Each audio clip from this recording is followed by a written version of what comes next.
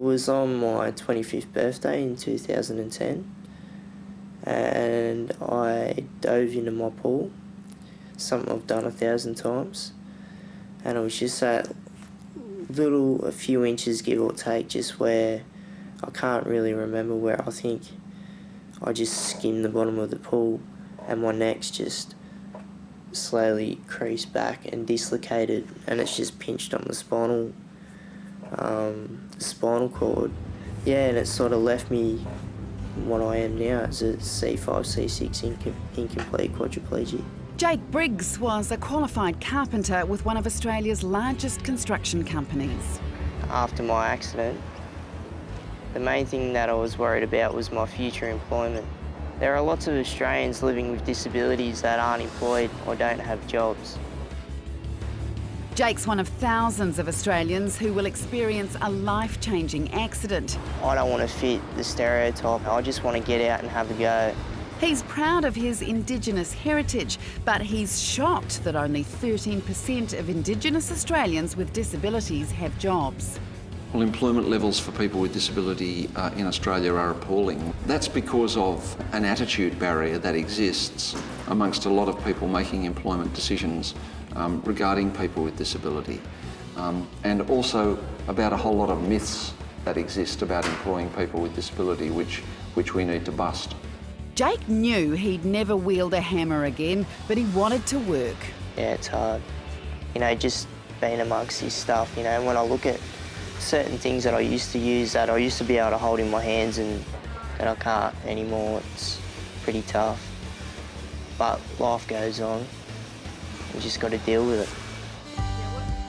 Jake's employers retrained him. He's gone from wielding a hammer to preparing contracts. He only needed minor modifications, hands-free phone and voice-activated software. Wake up. Dragon voice activation software. So I'm an assistant contracts administrator, been involved with financial and commercial risk management within the letting of subcontractor agreements, financial reporting, drafting of agreements and some subcontractor management. And at the moment we've just finished up that you can see behind me at the face of the casino and the hotel behind it at the same time.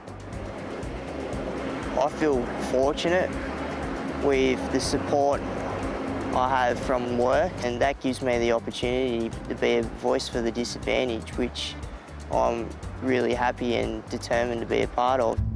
Jake's joined the board of the Aboriginal Disability Network to seek employment opportunities for Indigenous Australians with disabilities. High school sweetheart Amy has also stood by him. I'm very proud of what Jake has achieved since, well, both pre and post-accident. There is a complaints process available to all Australians. The goal is for more employers to recognise the value of employing people with disabilities. Jake's now focused on the life he always dreamed of. And throughout the whole period of my accident, Amy's always been there, and she's never taken a back step. It's always moving forward with me, so I can't ask for anything else more. So, and I'm just stoked I get to marry her next November on the 30th. Hey? How romantic.